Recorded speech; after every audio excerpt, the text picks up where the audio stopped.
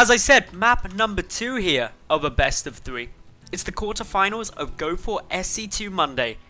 The winner of this gets into the semi-finals, the winner of that semi-final gets into the finals, where they're duking it out for a share of €75 and that all-important spot in the monthly Go for SC2 finals. That's the real prize here. That's where a lot of money is and some good chance in winning it late. Anyway, spawning up to the top right, he's one game up at the moment. He went very aggressive map 1. Is he going to do the same map 2? Well, not anywhere near as aggressive, that we do know. It's Elazer. And his opponent down to the lower left. The pink Zerg player representing Vega Squadron, JonnyREcco. Rico needs to be pretty damn careful because that early aggressive play from Elazer on Overgrowth, that was good. That was great. It basically won the game for him. Not initially, but it did so much damage early on that coming back from that would have needed a slight miracle. Of course, this is the second game. It's a much different map. And Elazer playing it in a much different way. Both opting for hatch first, and this is most likely the best way you can open. We did see as the first game of the evening a best of 1, where Golden actually went for that same Zergling Baneling pressure off of one base we saw Elazer do in map 1 here. But that's a very unusual thing you see on a 4-player spawn map, because you just don't know where your opponent is. So you can risk getting this hatch first, because it's a much larger map. Gas timings? Well, Rico, he got his gas down before pull, so that means he gets an earlier speed, but a later queen as a result of that. Slightly frustrating. Meanwhile, Elazer, he's going to have the earlier queen, but a later Zergling speed and later tech, which is also a little bit annoying for him, depending on how the mid-game goes. Both players just droning heavily for now, though. Elazer going to be able to get the first Zerglings out, just to get some scouting. Neither player knows where the other is spawning yet. Actually, no, they do now know, because these two overlords bumping heads just say, okay, cross spawns definitely. There's no other way your opponent's overlord could be here at the same time as yours. It just can't work if they came from the bottom right. So this is all good in the moment. Elazer and Rico both adjusting their second overlords just to make sure they're both heading over to their opponent's base. Meanwhile, we got 6 lings on the way out from Rico, as well as Zergling speed. So he's going to be applying just a little bit of hurt. A little bit of hurt slash scouting. Early on is never going to be bad. Ooh, going up to 8 lings actually. That's a bit more of an investment than what you'd always see. Definitely going to be trying to get some damage down. Okay, never mind. Is my brain going funny? There was 6. I definitely saw 4 out and then 4 in production, right? Anyway, only 6 lings down. Forget what I was just saying. Spinecrawler on its way though. That's going to help along with the 2 queens. You'll always see 4 queens when a Zerg player is going gasless, because you need those additional queens just to wall off if you go for the double evo and roach run wall off, and also for the added damage just to not die early. So this is all looking good at the moment. Rico adding in his 3rd queen actually, so he's getting a creep spread only queen. Creep spread in ZvZ still gives you the great vision, obviously gives your opponent the speed boost as well, but that isn't always a bad thing. 14 more lings now coming out from Rico, so this is a lot of aggression now. Speedling play, going to be trying to end this. Knows his opponent's gone gasless thanks to seeing these additional queens. That's the giveaway. And a speedling all in is like ridiculously hard to hold without banelings. Elazer, if he wants to hold this, needs to throw down 2 evolution chambers now. Now. Needs to build them and then wall off with the 2 queens. Killing off a single creep tumor there. Actually going to go for the complete wall off with the roach warren as well. Okay, so not even using the queens. Oh, one queen. One queen's like, oh, no. Why would thou forsaken me? Poor queen. You're dead. One queen going down though when you've got 3 spare. Doesn't really matter, but this is now a position that Rico can't break, which is really annoying for him. He can try to, but he'll lose so many Zerglings here. Just getting some damage through. Needs to try and pull back the damaged Zerglings, if at all possible. May even just try and punch right through here. Getting a nice bit of damage down. The queens can still block up the remaining area. Has to try and do something with this. A lot of surface area now gained on this roach run, and it is going to fall. This is frustrating. The Zergling count, though, nearly all gone. Are they going to be able to get the Roach one? Not quite. That's annoying, but still, a bit of damage dealt at the front. Not catastrophic, but hey, you've got to try and do something there. New second Evo finish. We've got the +1 missile attack. Probably going to see +1 carapace come down as well, although that's by no means guaranteed. Over at Rico's base, he's adding in his own Roach Run now, adding in an evolution chamber to the main base. Just going to be following a similar path. A lot more Lings coming out. Another Queen may die, is going to die. That's frustrating. Leaving only one.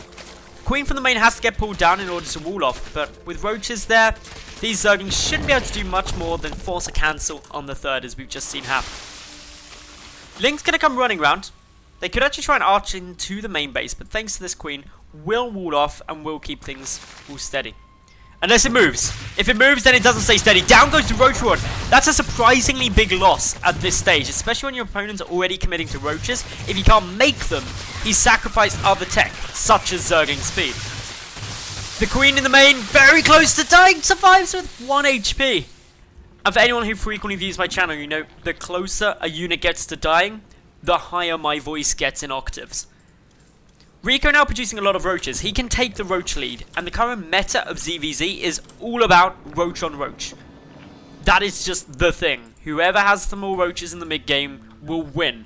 If they're level, then you'll see the person who gets more kind of either Hydras or Infestors out tends to win. But for this stage, Rico's had a good period of time where he can make Roaches and Elazer can't make them. Elazer though will get ahead on the Roach speed timing by a couple of seconds. Rico needs to start that ASAP, otherwise we'll be running into some problems. There we go, about 12 seconds, nothing catastrophic. More importantly is Rico has his third up. Whereas Elazer still making his, or remaking his, after Rico forced the cancel. This is really annoying. Here we go. Waiting for more. Okay, just backing up. Rico doesn't want to lay chase. May have seen the upgrade disadvantage. I don't know if he actually clicked on one of Elazer's units. But if he had done, he'd know that he's down on upgrades a little bit. And probably doesn't want to try and take that. The +1 carapace doesn't actually make a huge difference in Roach on Roach, as in basically no difference. But if Hydras come out after this, then their armor suddenly does play a big part. So, going to be very interesting to see how this goes. Meanwhile, not too much else to say, just both players happily macroing away comfortably. Rico does have the overall drone lead for the moment. Handful of Roaches getting picked off as they try and kill a couple of drones, and drone losses this game are very low. 4 have died from Elazer, Rico's lost none. Which isn't generally what you'll see in a ZvZ, but now we're firmly planted in the mid game, and both players is going to be amassing Roaches fairly rapidly. Rico can actually fully saturate this gas and base. He just needs... Actually, no, he needs one more drone here and then he can do it, so... Wait to see. Elazer moving across the map. He's up in Roaches just. But he's also up in upgrades. The +2 missile attack is going to be very close to finishing when this push hits. And that could be the game breaker. Rico needs to make sure he's got a great defensive position here. He's got the reinforcements coming through. Defender's advantage pretty big in ZvZ. But upgrades in Roach v Roach, arguably bigger. The cost-effective trades could be brilliant. Elazer just duking around, but with the creep spread, Rico of course has vision of all of this. That's the big advantage of creep spread in ZvZ, just so you can cover all these different angles. Both players looking to go into Infestors. Nothing wrong with that. Infestors very good units. But for now, just waiting until Elazer decides to try and move in. Okay, Rico taking this fight now. Remember, he's down 1-0 compared to 2-1. Big upgrade lead for Elazer. Roach count also pretty level, so it's all down to these upgrades. A much better concave initially from Elazer, but with reinforcements from the south, Elazer forced to retreat back. JonnyREcco deflecting this attack for now, re-engaging and getting some more damage down. Roach count hugely in Rico's favour, but note a couple fighting in the back lines, not able to engage, really taking away that numbers lead. Transfuse coming on one of those Roaches there, that makes a surprisingly big difference effectively adding another roach to your account. And JonnyREcco looking to hold this initial aggression, especially with those reinforcements coming through. 2-2 up against 1-1, the +2 missile attack soon to be kicking in here for Rico. Both of them are still sitting, waiting for their infestors to come out. And that's somewhere JonnyREcco has a big advantage. His pathogen glands upgrade is like a full 45 seconds ahead. His infestors on the way out. And the reason infestors can make such a massive difference in terms of engagements isn't wholly down to the amount of damage they do. But I'd argue more that if you get a big fungal growth, it allows you to get a better concave. A group of your opponent's roaches will not be engaging. And that makes a monumental difference. Especially when combined with the damage output, of course, of fungals. Nice little contamination coming down there on the hatchery, preventing ling production or larva production for a while. That's always really irritating. Something not used that often. Couple of spines also coming in. Remember, upgrades 2-1 up against 2-2. In terms of roach on roach, pretty level.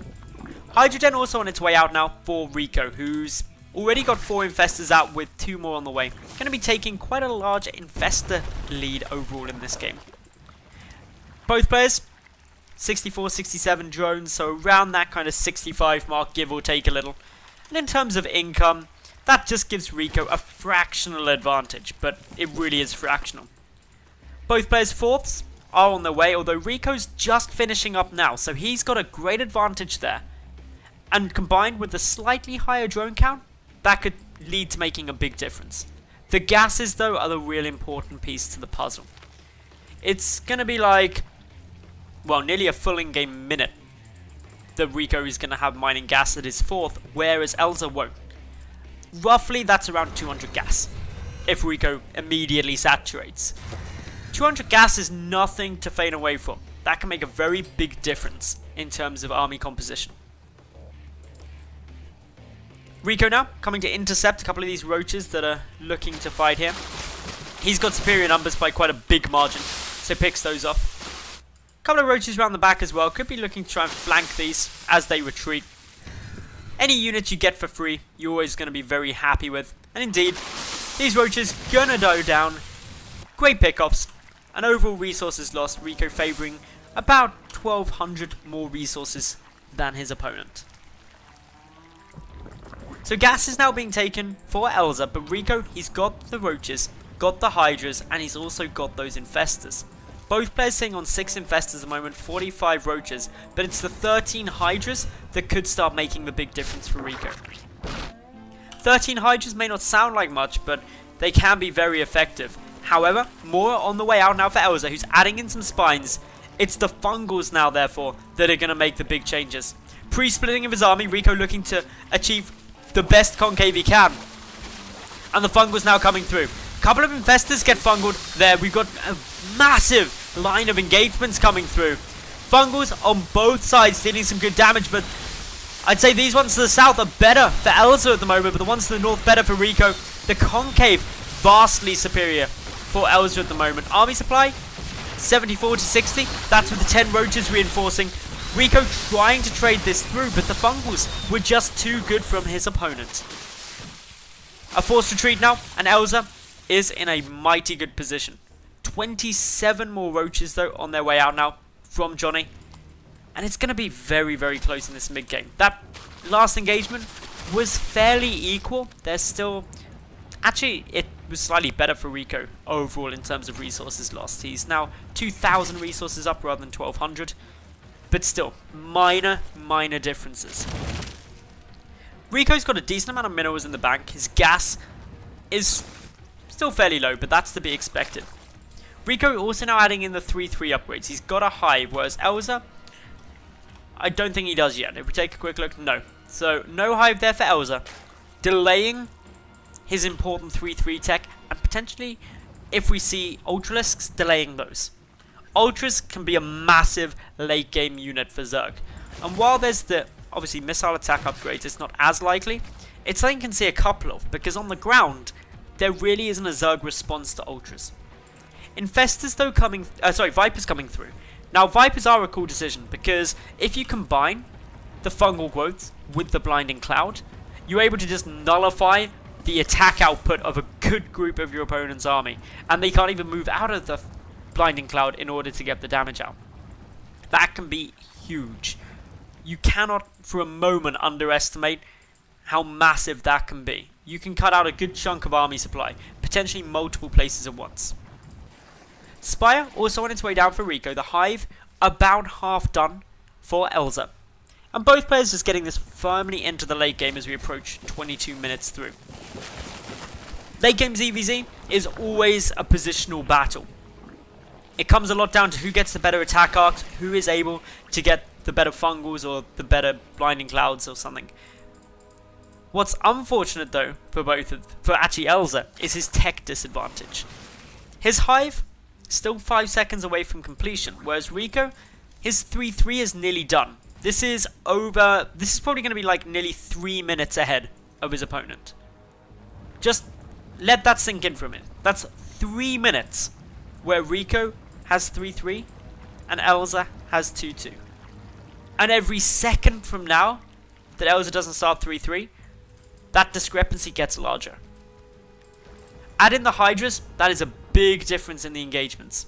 20 seconds until REcco has finished his 3-3. His Vipers coming with the army. They have consumed full energy pretty much.